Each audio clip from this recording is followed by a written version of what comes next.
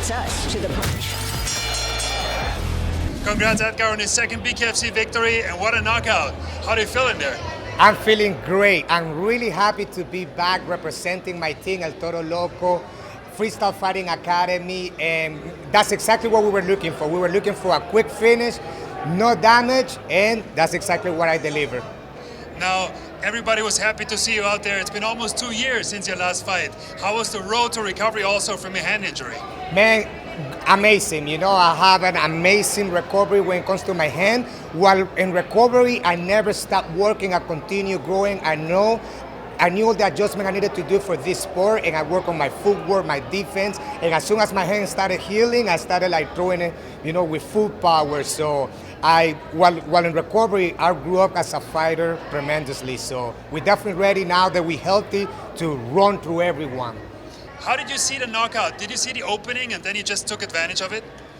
So in reality, I saw him that he broke mentally. You know, I can see that he didn't want to be in there with me. So that's when I realized that I need to finish any way as possible. He was doing a really good job, you know, like covering his head. And my whole training camp was, you know, like being a sniper with my hands and make sure that I'm hitting clean in the right spots. I found an opening to the body. I know I drop him with the body. Then I found an opening to the head. I drop it with the hand onto the referee.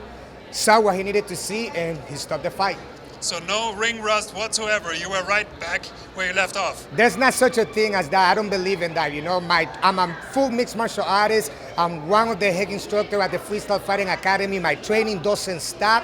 So I'm always, you know, like throwing down, no stopping, you know. So no matter, you know, like what the time is, I'm always come back ready to go. Mentally, I'm always there. I'm a fighter at heart, and we're always ready. And coming out here, performing in front of your home fans here in Florida, what does that mean to you?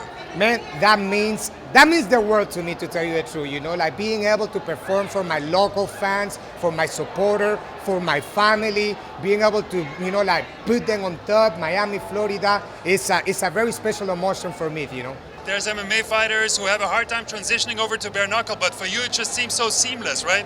What's the secret? The secret is, you know, like be prepared for anything. Like I say, I'm a full mixed martial artist. I'm ready for whatever, you know, like I train all different skills. So when they say bare knuckle, I'm on it, you know. I'm a fighter. My mentality is I always gotta be prepared to defend myself, to defend my loved ones. So either if it's on a corner, on a highway, or in the square circle, I'm ready to go. You implement different elements in your training, even dancing, right? So talk to us a little bit about your training regime. Listen, it's the second time you asked me that question. Absolutely, you know, when it comes to the training, I'm very aggressive, as you can see on my fight. So I need to kind of like balance things out. So I like to get loose a little bit, you know, like getting the loose body, the body loose a little bit with the dancing, because then once the bell ring, I'm all business. So you've never been beaten in any combat sports event, right? No, sir. Once again, I feel that I'm blessed by God, my Jesus Christ, my Lord, my Father.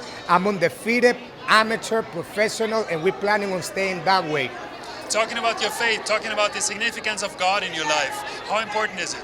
It's the number one. I always put God first. I always put my faith first. He's the one who has me right here. He's the one who guides these hands. He's the one who blessed this body. He's the one who provides all the things that I have around me. So I wouldn't be here without him. So I put everything on his hands. You're originally from Nicaragua, right? Yes, sir. What does it mean to you to represent your native country in the Bkfc? It means a lot to me. You know, I left my country at a very young age, but I basically grew up there. I'm happy to represent my Nica people. And we have a huge talent over there. We are hungry, so you better see me putting Nicaragua on top, because this is just the beginning. Vamos, mi gente, con todo. You're not only a fighter, you're also a coach, right? You coach people. What does it mean to you to give back as well? Listen, that's what I do it, you know. At the end of the day, you know, like I'm very happy, you know, like with all my blessings. But the reason why I do is, you know, so I can inspire my students, so I can inspire anyone that is seeing this.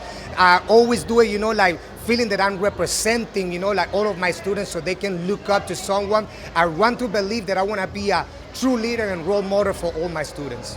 Where do you get your nickname from, the Dreamkiller? The Dreamkiller, I guess it was a process. It was given to me, obviously, you know. You can see basically, you know, like anyone that gets on front of me, I believe that they had dreams, that they had goals set, you know, but as soon as they get right in front of me, they know the dreams are gonna get crushed because I'm the Dreamkiller. We recently saw you post a picture with your daughter. What do your kids mean to you? Oh, my kids, man. I love them with all my heart. I have my boy right here, you know, so happy to have him watching me. My little daughters, I know they're watching me as well, and they are my angels, you know, like they are everything to me. They are my treasure.